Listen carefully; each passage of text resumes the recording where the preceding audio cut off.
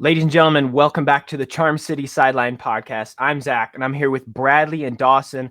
And today we're previewing the Ravens and Cowboys. This game is going to be played in AT&T Stadium, so the weather is not an issue. And the Ravens are favored by one, the over-under 47.5 for my betting friends out there. Let's give a quick shout out to Justice Hill, who just had a contract extension, 2 years, $6 million. Boys, any quick little thoughts about that? I mean, let's go, Justice. Let's freaking go.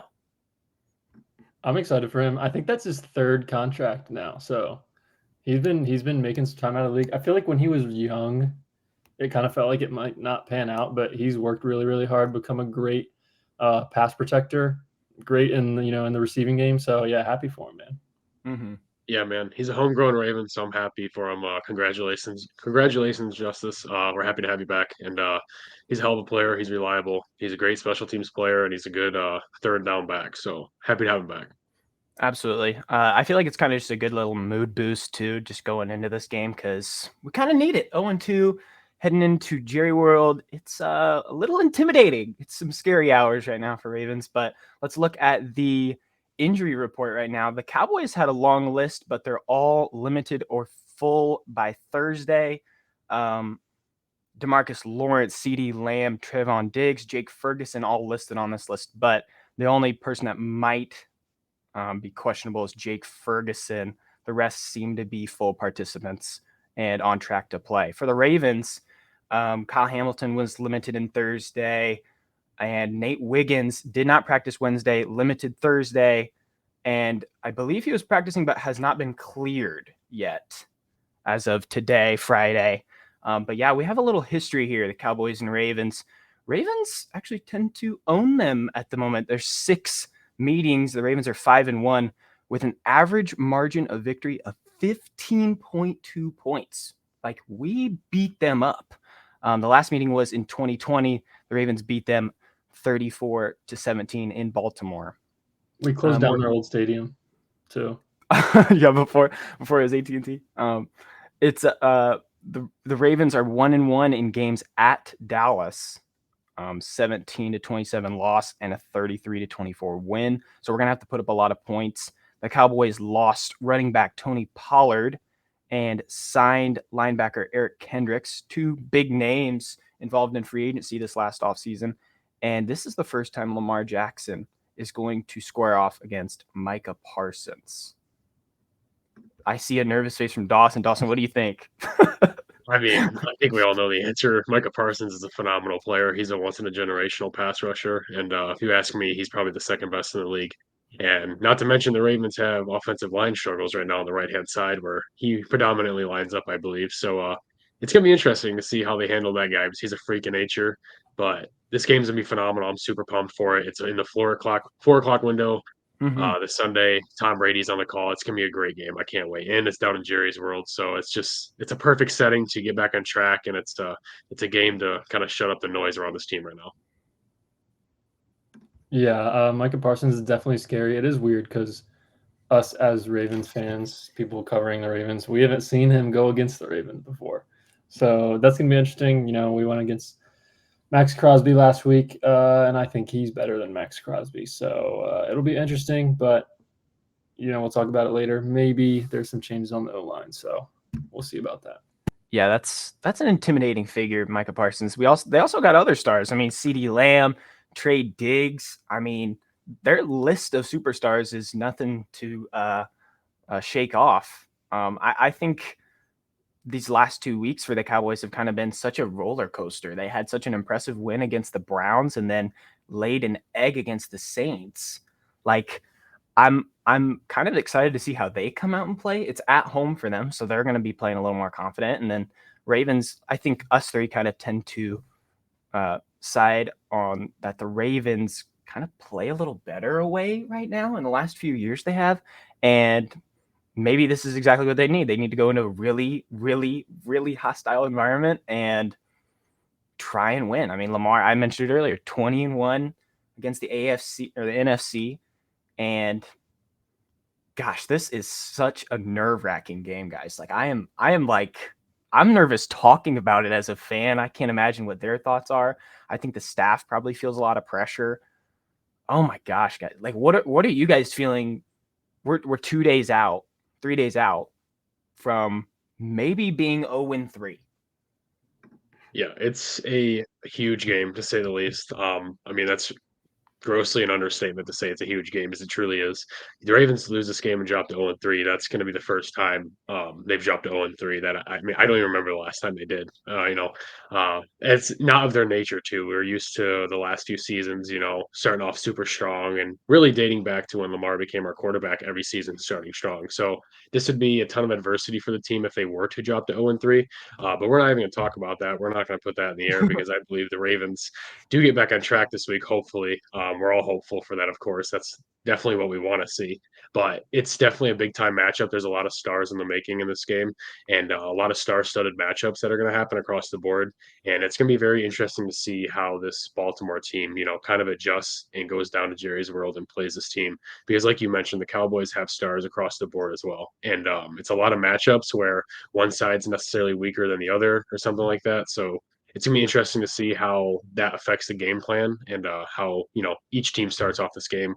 Whether one starts strong, the other one starts a little bit weaker. We're gonna see, but hopefully it's Baltimore that comes out the gates firing because after last week's performances by both teams, both of these teams are going to come into this matchup firing. I mean, Dallas had a absolute goose egg at home against the New Orleans Saints, who, to all their credit, they're playing phenomenal football right now. So and then the Ravens did the exact same thing with the Raiders at home. So both these teams have a ton to play for, a ton to prove this weekend, and they know who's coming up across the field from them. So it's gonna be interesting to see, and it's gonna be a juggernaut versus juggernaut matchup, and I'm super pumped. Yeah, it's a really weird spot to be in.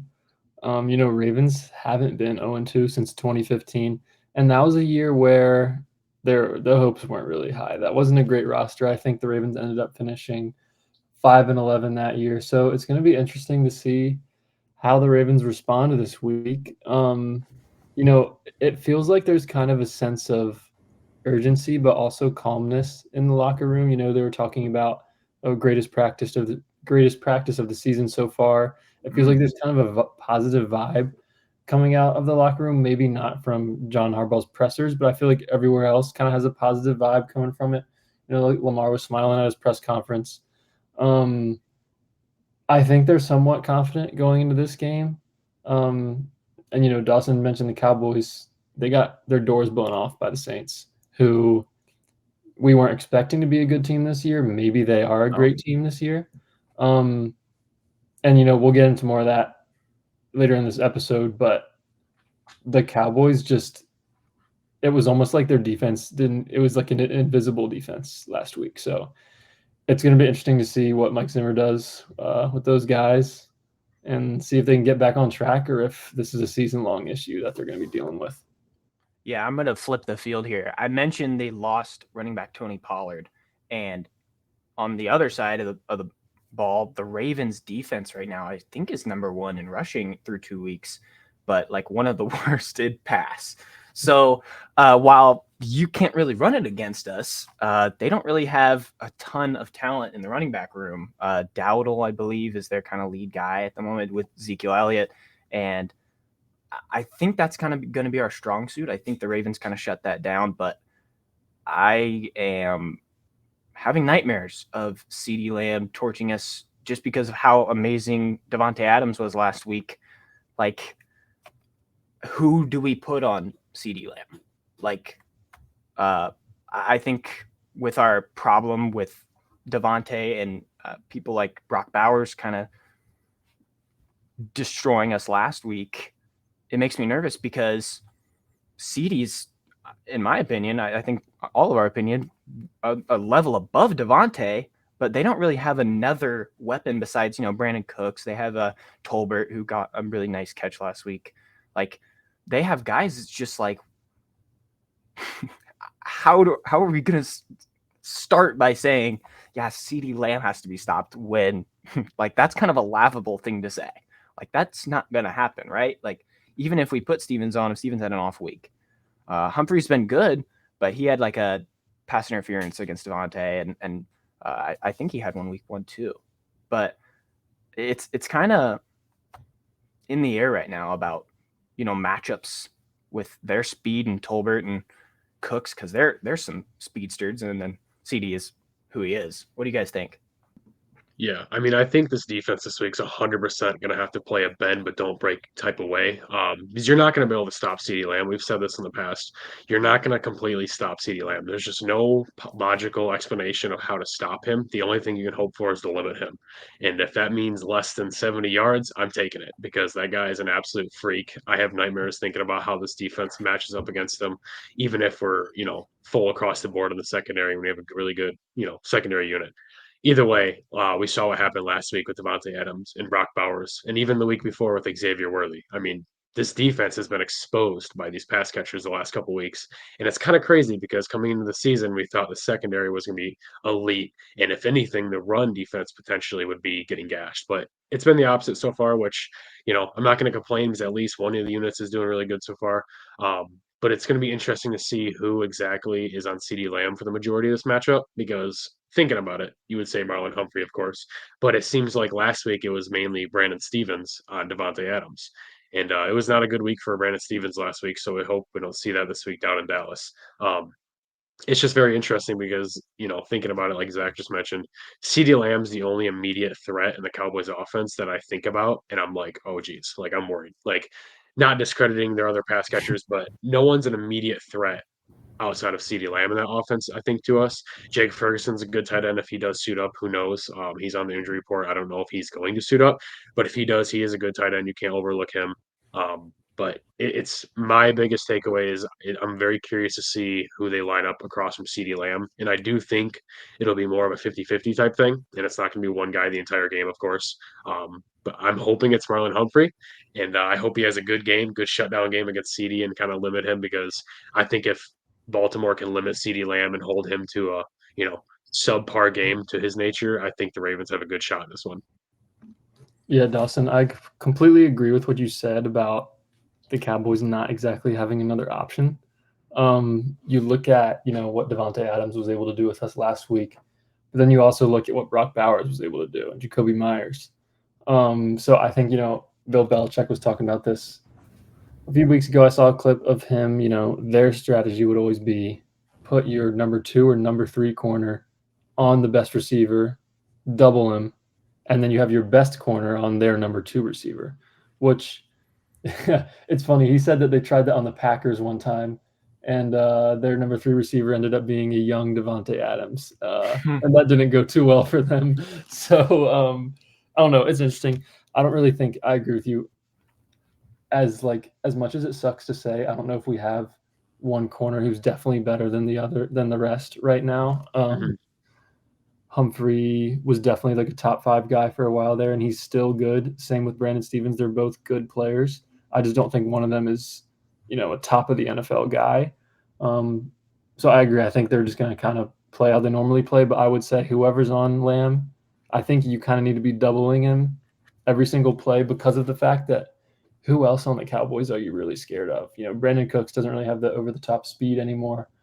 So I don't know. I feel like you just kind of put all your chips into stopping CeeDee Lamb. And if some other players are starting to beat you, you can make some changes. But I think game plan going into the game is don't let CeeDee Lamb do what Devontae Adams did last week. Yeah. Yeah, I mean, taking over the game was honestly the nightmare we were hoping wasn't going to happen. Like when we get up 10 points with 10 minutes left, there's really only one person that could save him, and it was Devontae Adams. And this is the same type of situation, except probably double the intensity with CeeDee Lamb. One thing I noticed just looking at the box score last week, the Saints ran the ball on the Cowboys a lot, almost 200 yards rushing and almost 40 attempts rushing. Kamara had like 20, but all their guys were getting involved. I don't know if it's the Cowboys and maybe they just kind of started to fall over because they were getting smoked early on, or if it was that's really what worked. That was the secret sauce to beating the Cowboys, and the Saints were just all over it. I think Tom Brady talked about it. He said they literally just kept running to the left side of the field, right side of the field, play action. It was over and over and over again because the Cowboys couldn't stop it. Just running to the more open side of the field and then opening it up, letting Shaheed go way over top. Like getting Kamara, a big run was crucial, but like if they couldn't get that, they still had, they have their targets where they can keep going and moving down the field. But like you would have thought that the Cowboys defense wouldn't have allowed this type of stuff. Like I think we see Diggs as like a turnover machine and not necessarily a lockdown guy. So whenever we see someone like Zay go against him, or Bateman in this case, maybe who he matches up with, like it could be a big day for our receivers, I think, because their guys are going to be, overplaying, trying to get those turnovers that they need, because last week they forced a Derek Carr interception, but there was no stopping the Saints offense. So maybe we have, maybe the Ravens have studied this game and seen that there is some real mishaps with the Cowboys defense. But I find it kind of concerning that the Cowboys didn't get to their kind of turnover heavy defense and just got mopped like this. I think it means that the Ravens could have a big game. It means that we could be getting into a shootout with them if our defense isn't able to lock down someone like CD and maybe plug up some of those random runs from their offense. But I wanted to talk about, we usually talk about which non-QB needs to have a big game. I point towards Diggs because I think they're going to have to create some turnovers. I think the offense is going to play really sharp. They figured out the run game last week. I feel like it started to click by the end of the game. And since we were just kind of getting stood up on from the Raiders going down the field and making it close, for some reason, Monken was like, okay, let's run a draw. Let's run a screen and just kind of like crap his pants. Like, I feel like if it was 1st and 10 now, with 5 minutes left, I don't think we're not going to, get some option, hand it off to Derrick Henry. I mean, dude, it's kind of obvious right now. But I think if they're turnover guys, whether it's Diggs or just Micah getting to Lamar, we could definitely see a forced fumble, a pick or two this game, and I'd be concerned. What about you guys? I think you laid it out perfectly with that point of Trey Diggs having to have a big game. And then I think there's definitely some blueprints along this Cowboys team with how they played last week and even the previous week in Cleveland, too. I know they slaughtered them, but I do believe there are some blueprints there that the Ravens need to look into and really study and know going into this game that they need to expose those issues. And I know that's how coaching works. I know that's exactly what they're going to do, hopefully. But there's definitely some blueprints there. Like there's logical reasons that you need to attack this Cowboys team in different areas of the field and try to expose those weaknesses, because if you do, you should make this game a lot easier for yourself. I think the Ravens need to run. I think they need to establish that early on and heavy, and just need to never look back. I think they need to obviously limit the stars in the Cowboys offense and limit CD Lamb. I think, if you're going to ask me personally, who do I think has to have the biggest game to give the Cowboys the best shot in this game? It's probably CD Lamb. It's got to be their star receiver, one of one fantasy pick in most drafts. I think it's a guy who, if he gets a hold of a game and takes it over and you get him rolling, I think the Cowboys team is on fire and you can't really stop them. So, and it seems to be, um, even dating back to the last few seasons, I feel like anytime a receiver has a great game against the Ravens, I mean, 100 yards plus, touchdown, I feel like we always lose those games. I can't remember a game where a receiver or two receivers had a fantastic game and we won. I feel like, if CD Lamb goes out there this week and has 125 yards and a touchdown, I think we lose. It's just how it goes.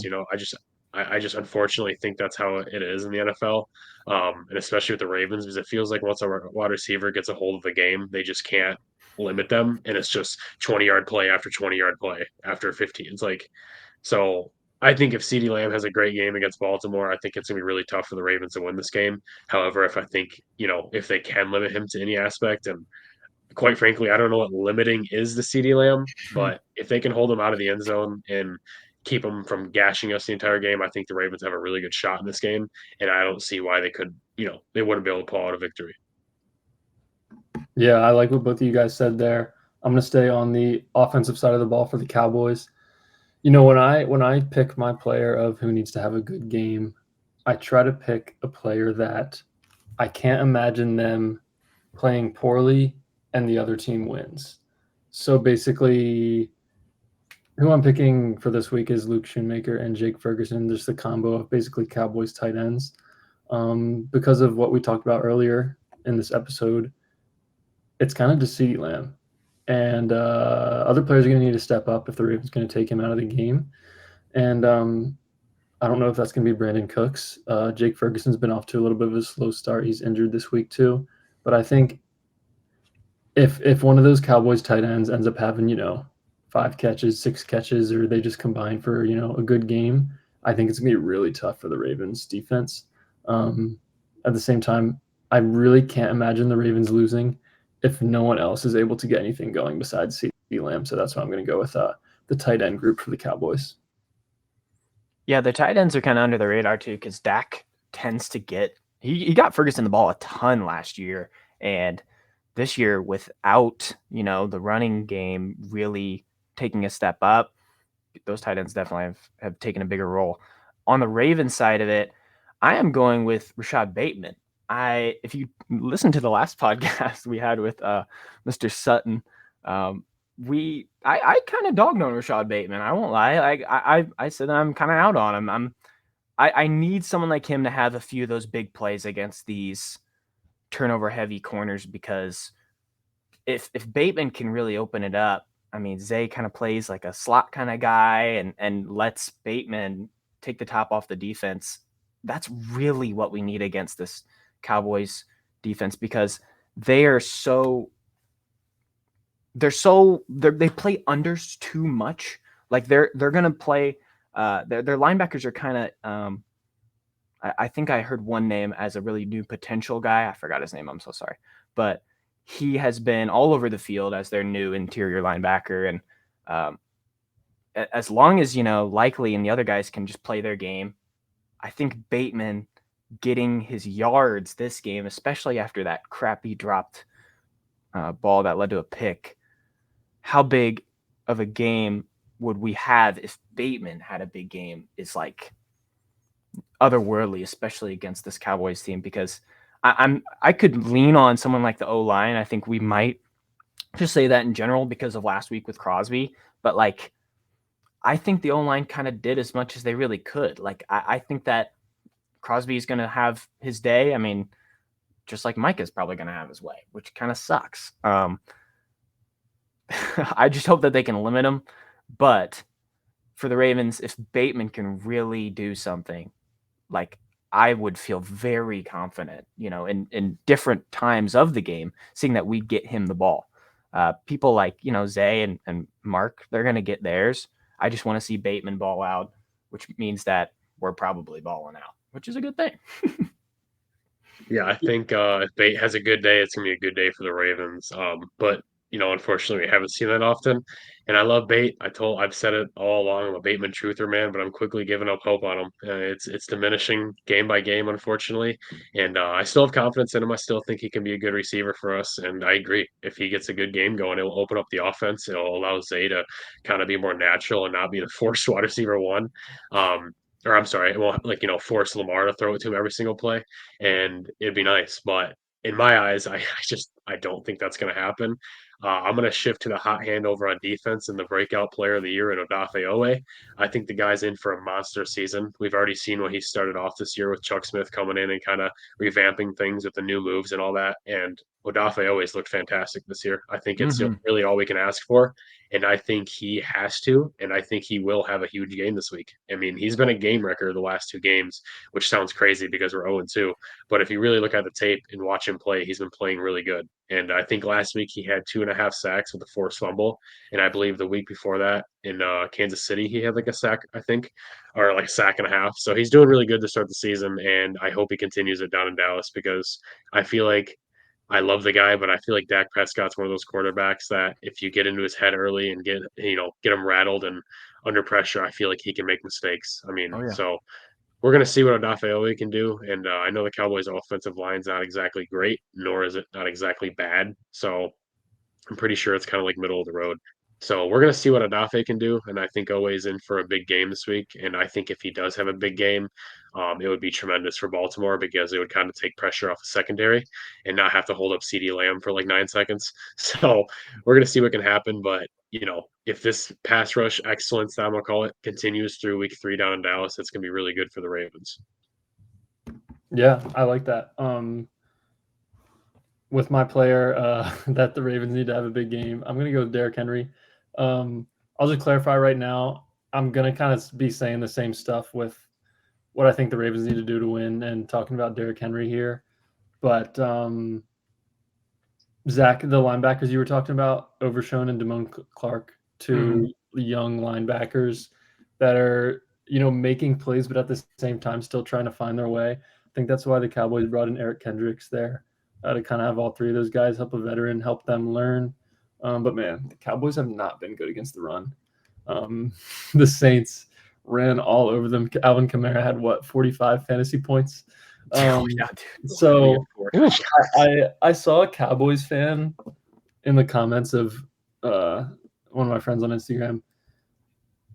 They said, if Alvin Kamara did that to us, what is Derrick Henry and Lamar Jackson going to do? So I think they're definitely concerned. Something I want to harp on, I wrote this down. I don't care if Derrick Henry has 10 carries for 5 yards in the first half.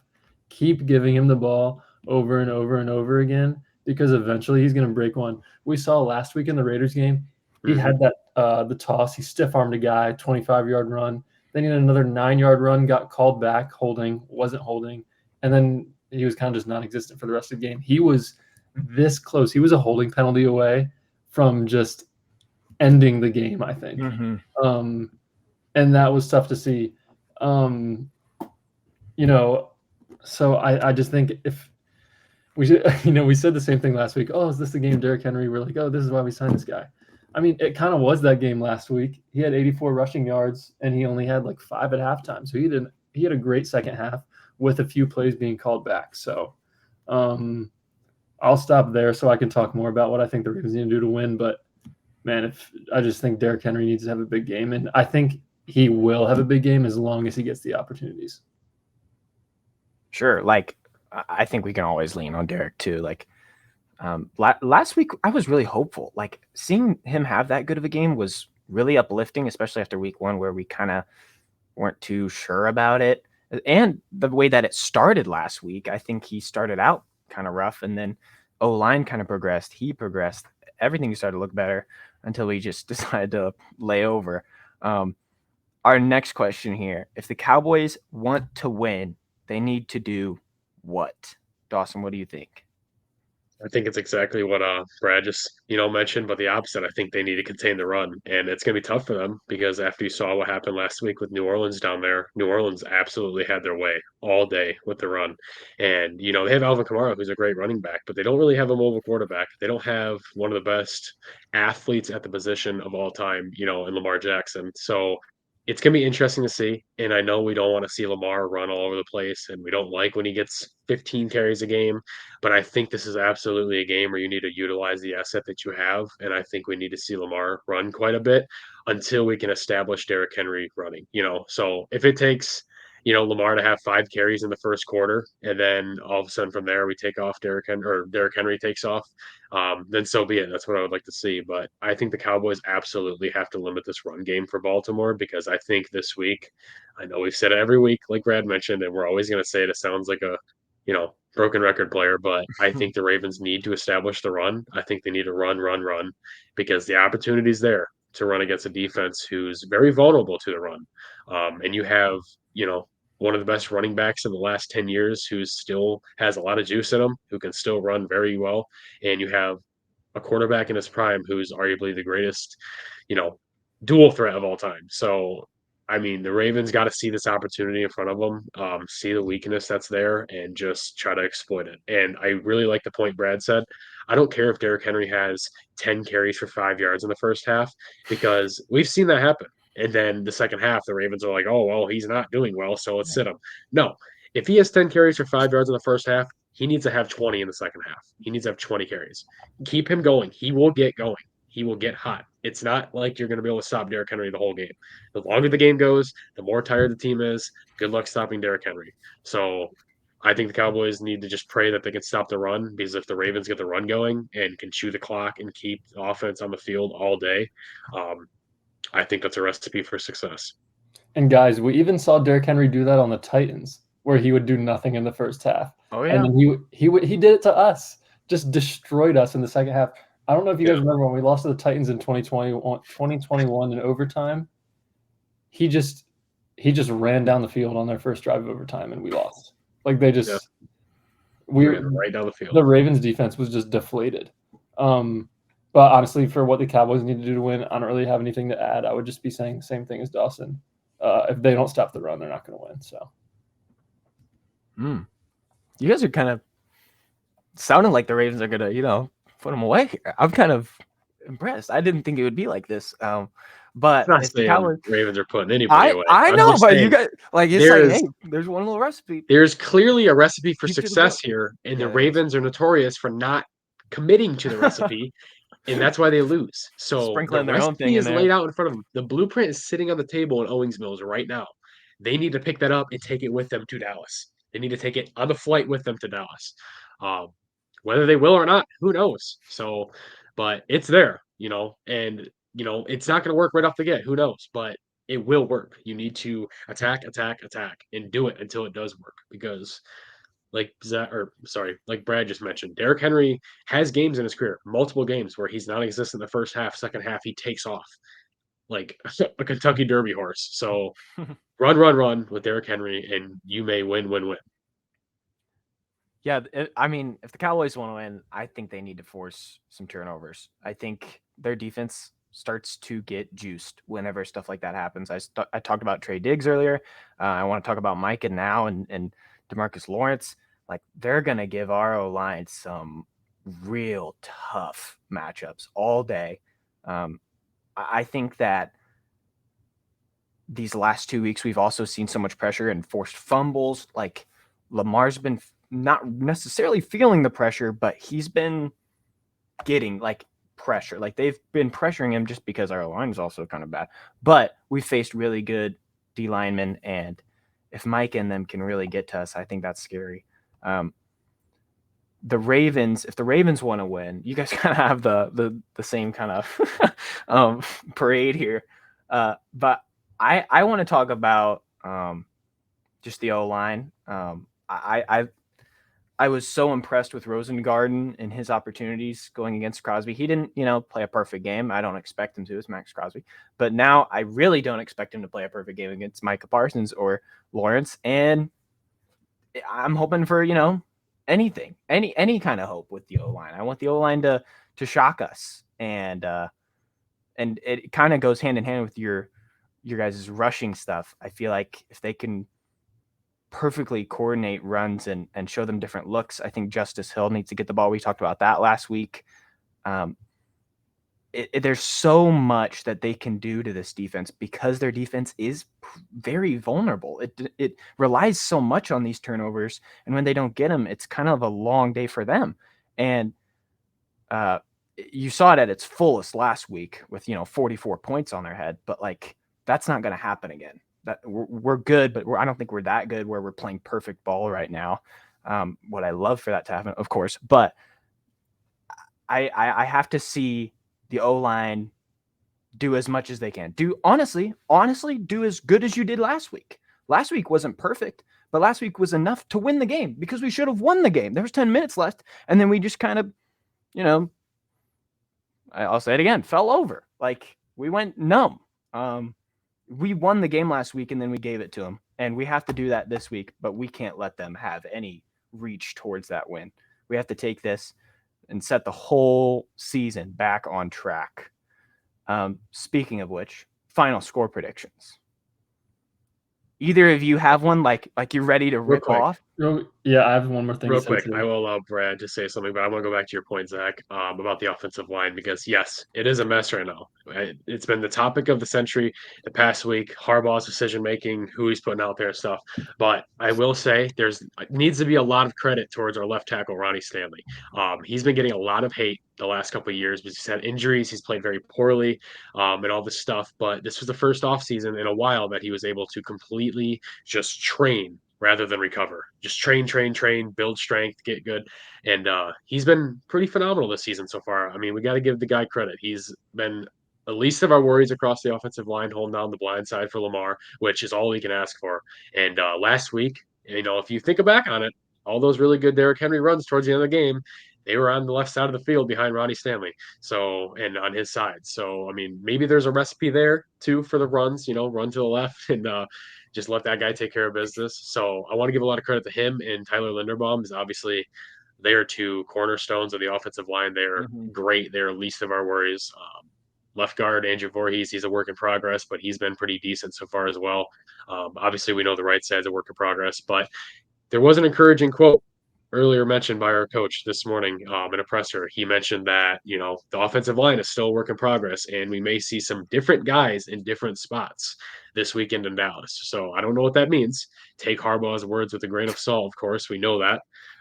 But, potentially that means he's seen the, feedback this week, and maybe Ben Cleveland gets snaps at right guard, or maybe Rosengarten starts at right tackle this week. So that's encouraging to me, and it should be encouraging to the whole Ravens flock because he could have just came out and said no changes are being made. Falele starting at right guard.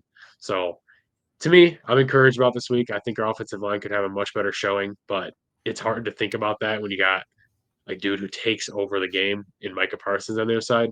But I just wanted to throw that out there to the offensive line because a lot of people are making it sound like from left to right, it's a disaster when it's not. Left tackle solidified, center is solidified, and it's really just, the three guys, unfortunately, out of five are a work in progress, but people are acting like it's the entire offensive line as a whole is an absolute disaster when it's really not. Yeah, I agree with everything you said. That is a promising quote from Harbaugh. There's a tweet from Chris Long, or not a tweet, a podcast clip from Chris Long.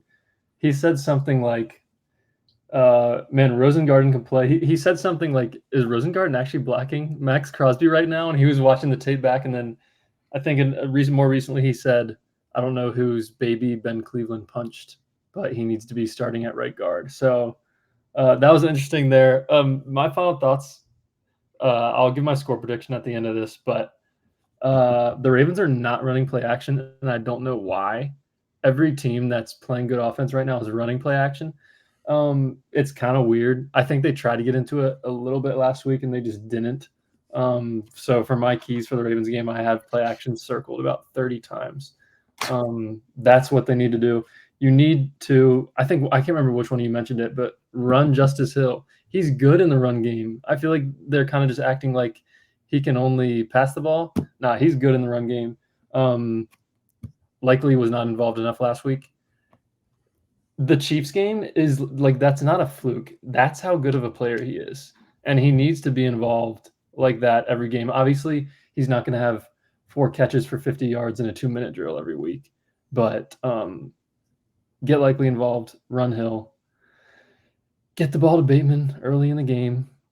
They've basically never done that since he was drafted, and I don't know why. I think maybe the Cardinals game last year, he got a jet sweep early in the game, got like 15 yards, and then he's like mid third quarter. Yeah, and then he's like mossing someone later in the game. So I don't know. I think kind of all those things combined, just be a balanced offense.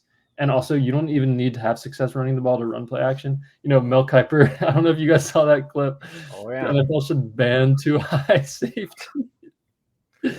Play action can help you out with that. The linebackers these young Cowboy linebackers can come down. The safeties can come down.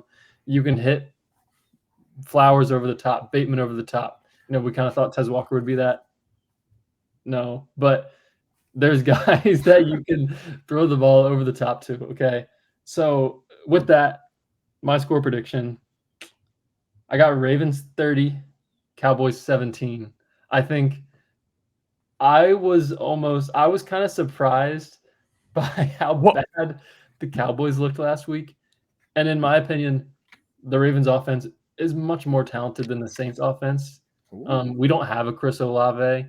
We don't even have a player that is a similar style to Rashid Shaheed. But when you compare, Dawson, you touched on this a little bit, but the Saints did that without a mobile quarterback. So, that's just a whole nother element for the Cowboys to have to defend.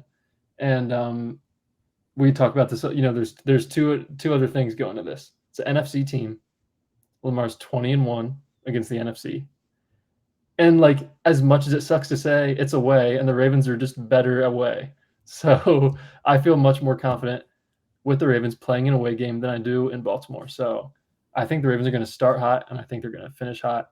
And I got Ravens winning 30-17. So, pretty bold prediction, Brad. And I will say I didn't really mention it. I wanted to previously on one of these questions. I think the Ravens win if they start hot. We saw what happened last week, like you guys said, that New Orleans started hot and the Cowboys could just never really catch up or get anything going. So I think if the Ravens come out the floodgates firing, and I think if they start hot, score early and often, they should have no issue controlling this game, especially with a guy like Derrick Henry and an offense that we got. So as long as they start hot, I think Ravens win this game.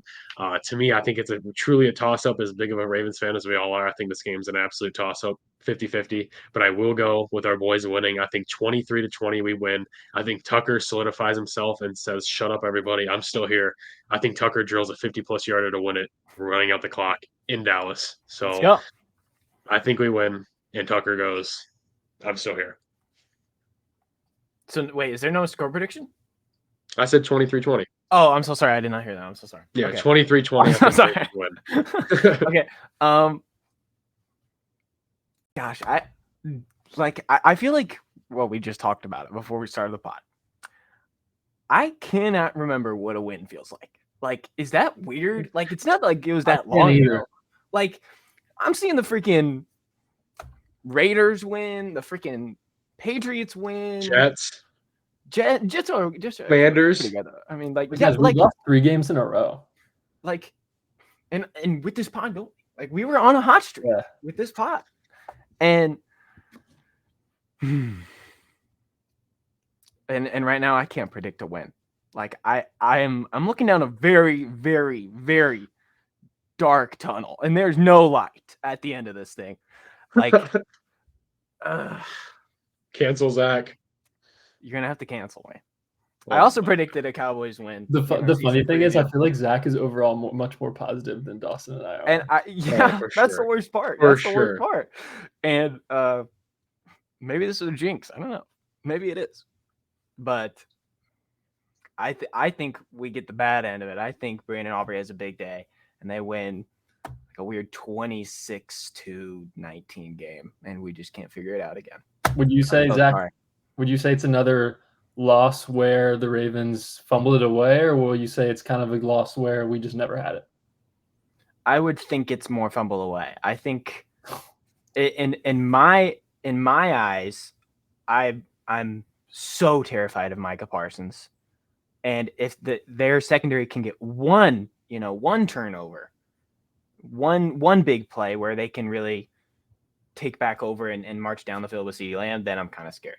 Like, I think we've always played these like amazing edge rush guys, and they have big games, but we have never seen anything like Micah Parsons, and it's definitely going to be a smack to the face. Like, gosh, I'm just going so negative here. Gosh, first drive, like Mike is going to get a sack. Like, dude, I'm that like shook. I mean, it's not crazy to say. Like, and, off rip.